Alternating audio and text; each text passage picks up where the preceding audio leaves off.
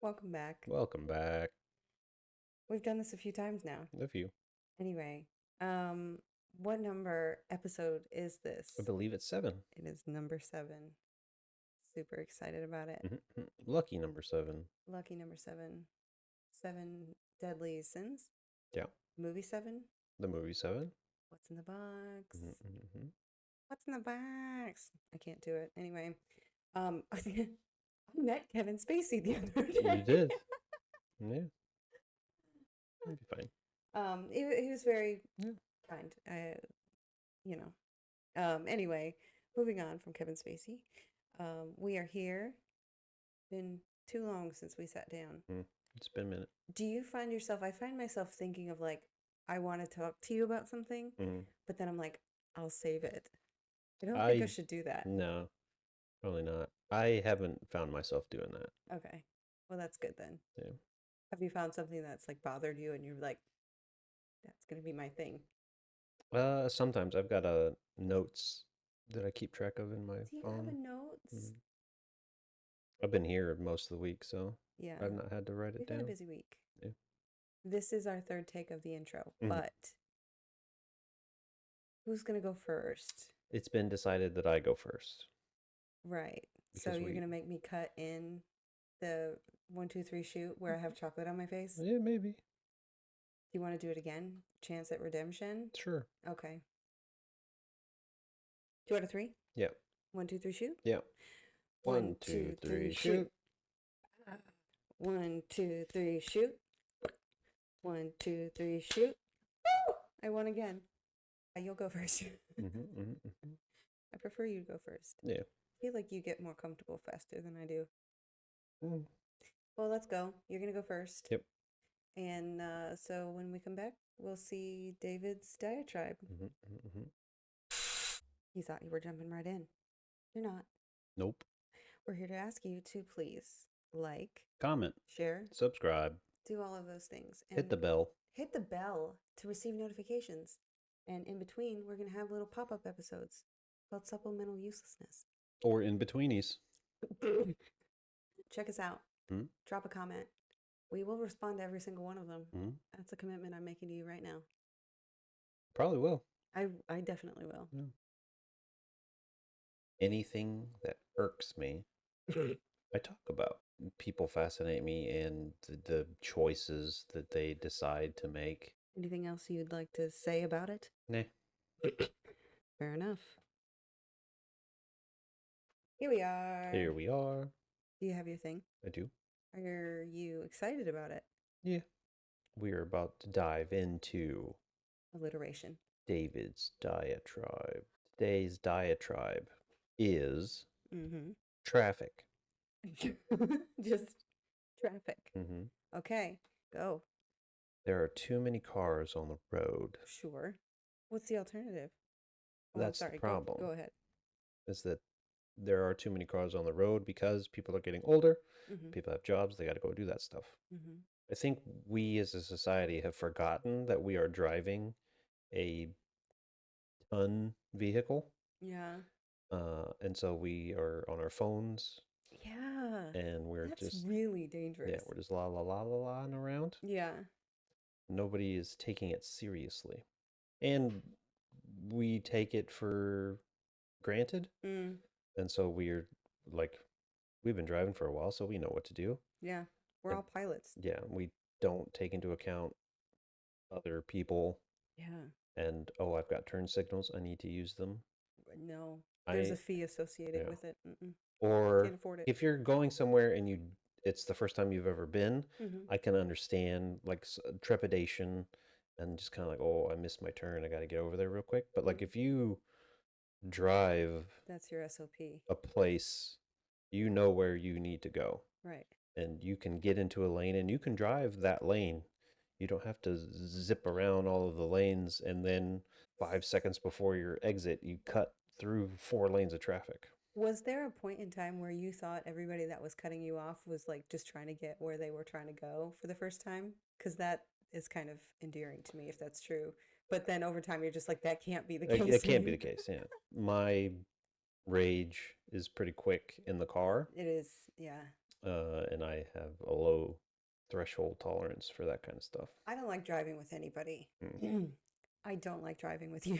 Oh, really? Is that why you don't like driving? Because of other people? Other people, yeah. I don't like driving because of other people. But I am comfortable in my ability to drive. Mm-hmm. I am confident in what I'm doing. Mm-hmm. It's having to worry about everyone else that is the major problem Yeah. for me. Drive better, Drive better. Okay. please. Please. And thank you. Or at least just don't be distracted while you do it. Go in there with a game plan. Yeah, this has been David's Diatribe. Not at all hot take, a lukewarm look at something that has happened that I'm like, I would like to offer my 2 cents on that subject. If I am topical, it was topical 15 years ago. So let's take a lukewarm look at something nonsensical and fun. Today, on Kelly's lukewarm take, my not at all hot take, we're going to take a look at something that doesn't need to be discussed anymore, but I want to talk about it. As is tradition. I really like Tom Cruise, the actor. Yeah. Actor, top notch. It's so charming. Absolutely adorable. I've never seen anything where I was just like, he stinks in this. Ever. Usually, he's one of the better, if not the best parts of this movie. Top Gun, I feel like I saw many, many moons ago, but we watched it when the second one came out. Yeah, when Maverick came out, we watched the first one because you weren't sure if you had seen the first one or not. Yeah. And I was like, my jam. I love that so much. And then we watched the second one. So great. It was good. Like, I cried. It was a stupid plane movie. I'm sorry. It's very serious business. We have no business liking Tom Cruise as much as we do. And by we, I mean me. I really like him as an actor. As an actor, he's good too. His politics are weird. Yeah. His religion is kind of frightening. A little, yeah. And he's kind of mean. He's got notoriety. He's got recognition. Not to like his fans. I've seen like fan interactions. Yeah, to his fans, he's cool. Very nice. When he's being interviewed by somebody who makes it plain, like, "Hey, man, your religion's a little scary." He's like, and it's just like, yeah. He did the Oprah thing and he got a little crazy. See, but that's endearing, right? Yeah. Through that whole thing, like, sure. End of the day, looking back on it, it's probably all for publicity. Yeah. But they had a kid, and they seemed really excited about it. The Oprah thing, I'm like, who is this goober jumping on the couch? He proposed at the top of the Eiffel Tower, and then he drove the motorcycle, and him and her there, like paparazzi everywhere. Like they called them there. Probably. But yeah, why is he such a turd? I mean, I think it's because of the religion and how many people have dunked on it. Yeah, I like him. I don't like that I like him, though. And I remember watching, I think it was Maverick, and I'm like, he's very good. He's good. I like this. Yeah. He's not ever going to be like a Daniel Day-Lewis, but he has found his niche kind of thing. Yeah, he's the action movie star guy. Talk about planting and just doing your thing. Tom Cruise is spectacular, and I don't like it. And this has been Kelly's not at all hot take on Tom Cruise. You never know what the main topic is. I never do. You like it that way. I do. It surprises you, excites you? Excites, intrigues. I don't know if it ever shocks me. Well, that'll be my goal, is to shock you. Okay, listen, this is the second time we've had to do this. Yep. So, we had our main topic recorded, but sort of like with the other one, we went to a place that was very intellectually stimulating for the two of us, but may not play well to an audience. And this is for us as well as an audience. And so it didn't meet our expectations. Yep. And so here we are. We're going to do it again. So, the philosophy of expectations is the study of how people think about what will happen in the future and how those expectations can impact reality. And I thought this was interesting because, like, it kind of inclines you to think about like self-fulfilling prophecies. Yeah. Like if you expect a certain thing to happen, sort of like manifesting. Yeah. Which we're big on in here. What do you mean we? Mm. Expectations about what will happen in the future, beliefs about what will happen in the future. I don't know that I agree with that definition. Why not? Well, do you agree with that definition before I start? I mean, it makes sense. Um, If you were to define expectations, how would you do it? you are wanting to have a particular outcome. Mm-hmm. And if that does not happen, then you adjust. Yeah. When I think of expectations, I think my OG thought when we were recording the first time, expectations ruin everything. Yeah. And usually when I go to the internet to reinforce, especially a negative belief that I have, like expectations ruin everything, it usually rises to the occasion. This is being like, no, be more hopeful, dummy. I mean, I can see your point of view in where expectations are a thing. This just kind of seems to be a bit more wider lens almost. Like zoomed way out. Yeah. I still think, I hold this close to me, expectations ruin everything. I mean, they can. Coming from your background, I can see why you would think that. Do you think it's... I think it has tinted it quite extensively, yeah. Say more again. Say more again? Yeah. Well, just the hardships of past relationships Uh-huh. where you expected a thing Yeah. and it almost never panned out. Like, so there's expectations about that one puts on themselves. There's expectations that one puts on their partner. And then there's expectations that partners put on the other person. And it just creates this whole kind of like jumbled mess of like, I thought you were going to be this and you thought you were going to be that while you were thinking I was going to be this. Yeah, it's a big feedback loop. And if one part of the chain breaks, then all hell breaks loose. Yeah. Can I tell you what started this? The whole thought bubble in my head? I was on Instagram, as I always am. And I had a friend. So there's a person that I follow. And as I'm following this person, there's a lot of like makeups and breakups and fights, and all of this is being aired by the person on their Instagram page. And it's a public page. Yeah. I triple checked because I was like, are you sure you want all this out there? But it's not like a hugely followed page or anything like that. And there was a moment in time about a week ago where they broke up. And there was a lot of very positive comments on this person's page. And then not 2 days later, hey, we're back together. And it's because my partner was expecting me to be like this. And I was always fighting against that, what my partner wanted. Okay. Interesting. And now they are very much like, I am going to become what my partner wants. 100%. In order to keep them, I am going to become exactly what they want me to be. Yeah.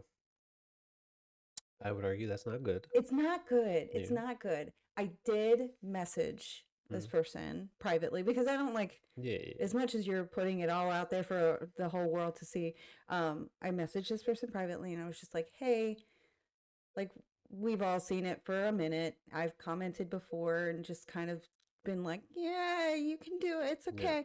Hang in there, kitten. Hang in there, kitten. Just wanted to say that there's some really concerning things that you posted, and I'm not coming from a place of judgment. I'm worried about you and preserving you, and that you would want to preserve you.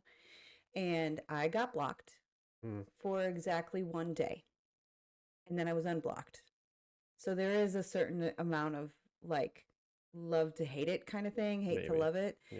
There was this super passive aggressive post about people reaching out to them in their DMs, and they clearly have Instagram relationships where everything's perfect and blah blah blah blah blah blah blah. And I'm like, okay, that was how the whole like expectation baby was born in my head.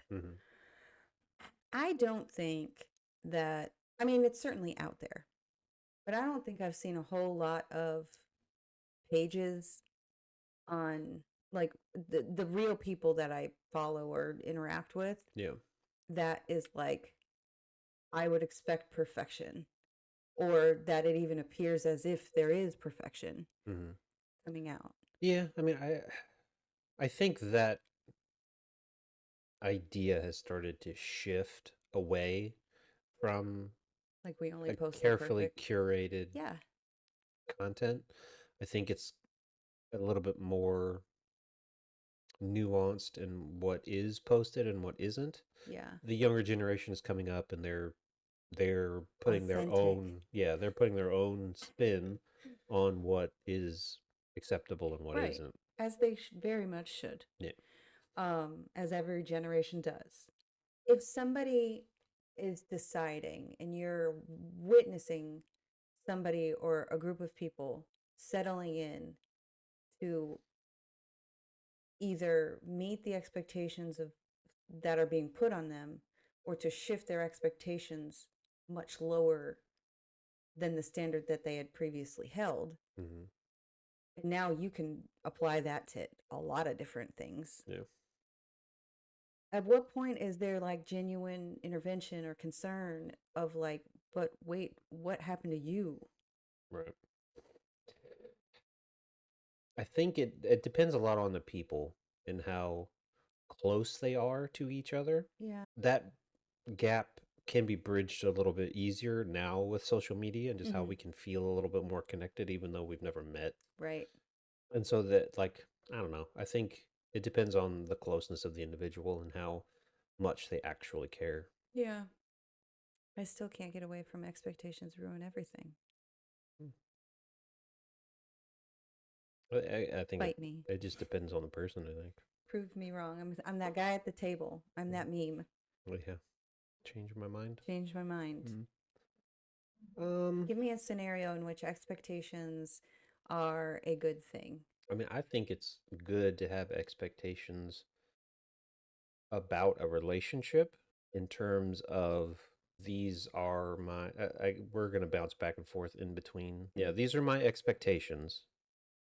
If you, in terms of like treating me well, in terms of, treating others in my family well, in terms of, benefiting the relationship as a unit, like that's all acceptable stuff.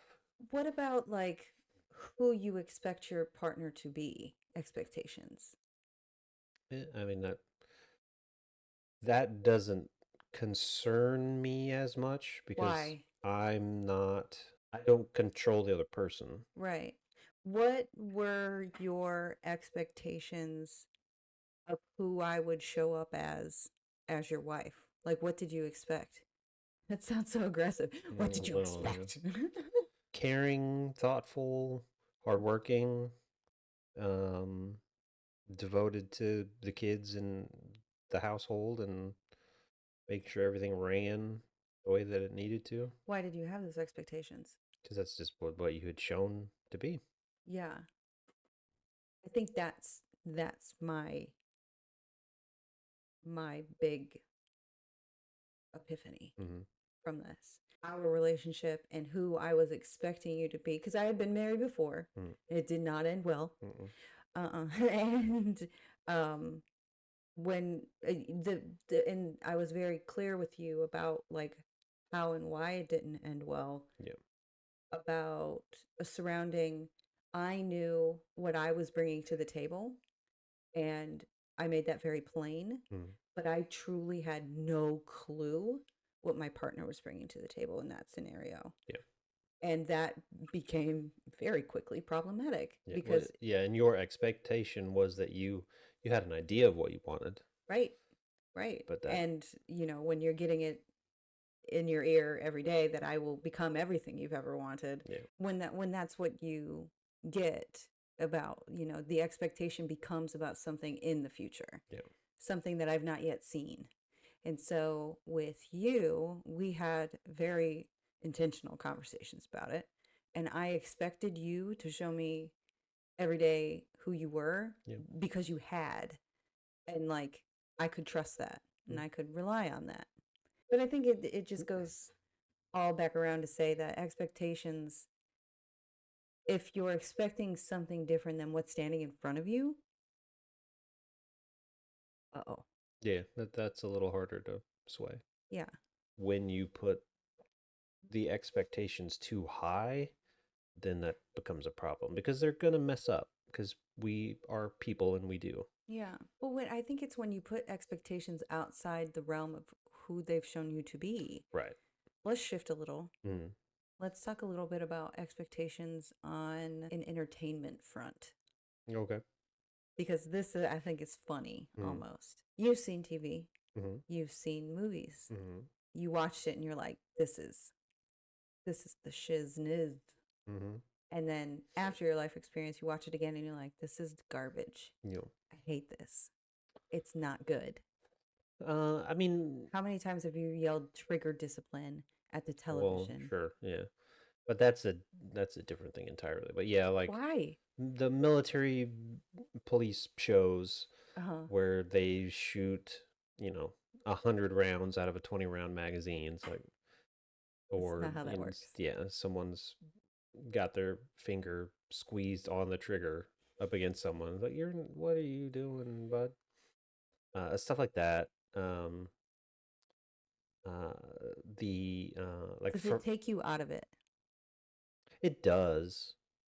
It's because you know people have spent time, effort, and money Mm. in researching, you know, military type stuff or police procedure type stuff.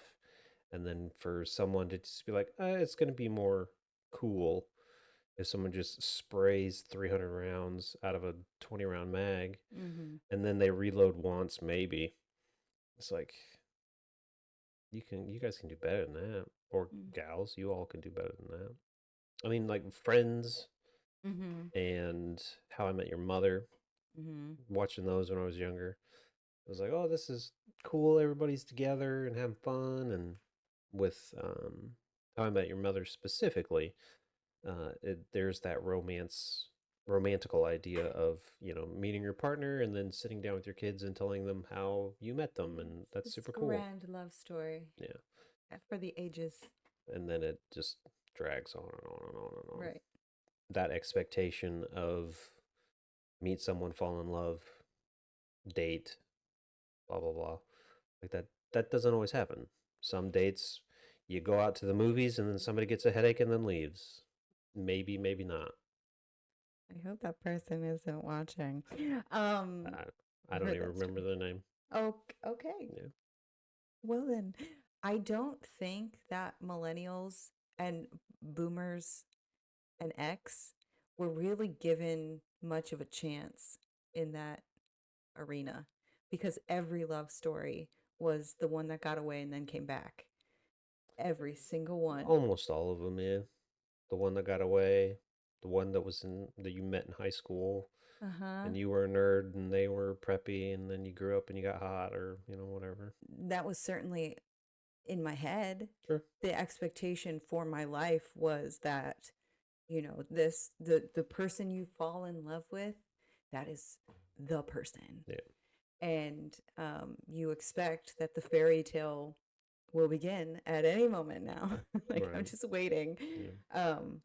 for that to be the case, and then it just doesn't happen, and like you're just left with just raging disappointment of like, but I followed all of the rules that the TV shows and movies laid out. Like I did all of the things, and it just expectations ruin everything. And now I'm agreeing with you to say, like, it is just me.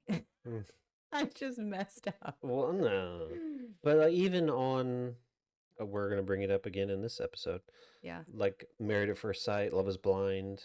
Married at First Sight more particularly, they've been on dates. Yeah. They've dated people that they like. It hasn't worked for whatever reason. Right. Now we're going to put the fate in the hands of the matchmakers. Right. They're going to match me with someone, and then they don't meet the expectations of what I always have dated before. Right. And Yeah. but they leave no doors open to be like, this is exactly what I need then. Yeah. Most don't. Some of them. Some do. Yeah. But yeah, they just butt heads the entire time. The whole thing about that show that I fundamentally don't like is they kind of bastardize marriage vows. The whole point of it is to commit your life as you can foresee it to another person. Provided no one's being hurt, you have to find ways to work through surface level stuff. Like you're a redhead and I don't usually get down with redheads. Yeah. Like you made vows. Right. You didn't just say like, hey, I'm going on a TV show. Like you promised in front of God and everybody, whatever that means to you, you vowed your life to another person. Yeah. That's a big commitment. It is. And it should be. If you go into something like that and you're just like, well, we've got decision day coming up. It's like, what's the point? Yeah. Decision day should be a thing that they get to when all other avenues have failed. Right. And because then you have every recourse to not really give it a fighting chance. Like, well, on decision day, we can just tap out and go. Because why would you keep going if you're like, well, you're not what I expected. So I feel like I would manifest success. Probably, yeah. And, you know, my partner looking at me like, well, we've got decision day coming up. I already told you yes. Yeah. I'm here. Yeah, I already gave my vow. We said yes day one. So we said yes day one. Don't hurt me. We're fine. You know, like there's no reason for me to leave because I trusted this process and I promised you, person in front of me, sight unseen, that this was our rodeo. This is the one we're going to town with. Yeah. So buckle up. If you see decision day as an out, then they didn't match me very well. Right. Because I would be upfront with all of that. I'd be like, no, you're stuck with me. How many times did I say that to you? A few. A few. I won't like you for a while. And then when I do, oh boy, sucks to be you. Because I'm like, molasses. Can't get that off of anything. Tough. It's tricky. You say it like you've tried. No, molasses I have tried, yeah. You get it on you and it's hard to get off. Like your expectations on procedural cop shows. Oh, sure. Yeah. And how you see something on TV and you're like, oh, wow, that court case went super well for the prosecution or the defense or whatever. Yeah. And then in real life, you're like, oh, that's not how that works at all. That's not how that goes. The only part of those that are true to expectation or life is that 90% of the cases, the prosecution wins, the state wins. Yeah. But that's because they only try a cherry-picked few. Yeah. Most of it's played out. Mm-hmm. Like, I think it was like 92% of cases are pled out. And the other ones are like no contest kind of situations where they have to go before a judge. And going to like school and like learning about like courtroom procedure and all this, that, and the other, and having life experience in the judicial system and interacting with real detectives and cops and judges and lawyers and legal aid advocates and all of these like real people. I was expecting going through those things that there would be a certain level of care. Yeah, they would listen to me. They would listen to me. There would be a presumption that one, that all parties are innocent until proven guilty. Yeah. But not that I, as a complaining witness or the hated V word, that I would have some ulterior motive in bringing forward a complaint. Like, they don't show that on, like, Law and Order SVU. They're never like, but he said that's not what happened. Like, oh, Yeah, well, there. he's got every reason to lie. Yeah. You know? Well, and like there are some shows that do that Mm-hmm. where there is usually a detective um that's that has a preconceived notion about a particular event, Yeah. but they usually will follow the evidence Yeah. and then either change their mind or that cop was crooked and that was the whole point of this particular story, and Yeah. so that's just what we're going with. But yeah, most of the time you don't see that in crime shows because you want the audience on board with the Yeah. police detectives Right. in real life. And you just see them just enveloping Yeah. a person who's been wronged and saying, we're gonna protect you. We're gonna hold you close. Like none of this will be made public Yeah. or whatever. Um, I'd never been more humiliated in my life. Yeah. Ever.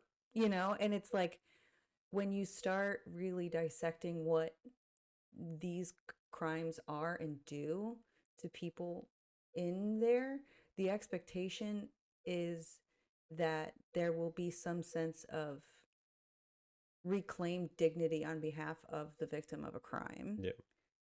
But it's the exact opposite. Yeah. You're first, allegedly assaulted by somebody, and then you have to live with that, and then you have to be assaulted by the process Yeah. of, having pictures shown and proliferated to opposing party. So if you present evidence and you have, let's say, nude photos, those have to then be turned over to the defense. Yeah. The defense then gets to see them. Like, 'Cause that's not cool. Yeah, it's discovery, right? Yeah, they have access to every piece of evidence, and if you turn those over, essentially speaking, and I don't know what part of this is going in or not, that's where my case ended for me, because at that point I'd been in the system trying to fight this particular injustice Yeah, for this more than a particular year. thing was it completely separate. Yeah, it thing. just kept going and going and going. I had already proven the hard part, right? Yeah. I had already been humiliated in court with that part of it. And now they were saying, like, oh no, you need to turn these over. Like, mind-numbingly stupid to Yeah. me. And you never see anything like that on a cop show. No. Ever. Ever. Well, and if you do, it's very brief. And it's treated so And they're like, "Oh, I'm so respectfully. sorry." Yeah. Like, this will be over shortly. This will be da da da blah blah blah. And it's like, no one told me what it was going to be like, and nobody took me by the hand besides you and my family Yeah. to say, like, we'll get through this. But it was a fortification of myself that I will never ever encourage anyone else to go through, and that's bad. That's really bad. Like, if you're expecting one thing from justice,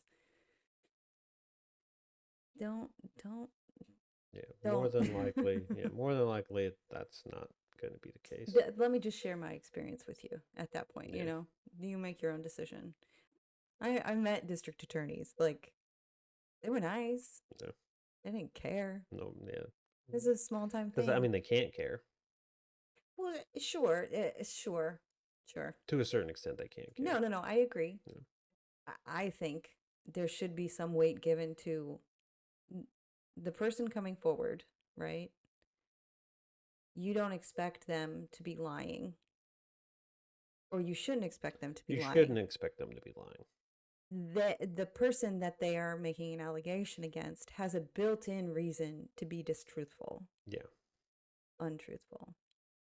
Distruthful? Untruthful.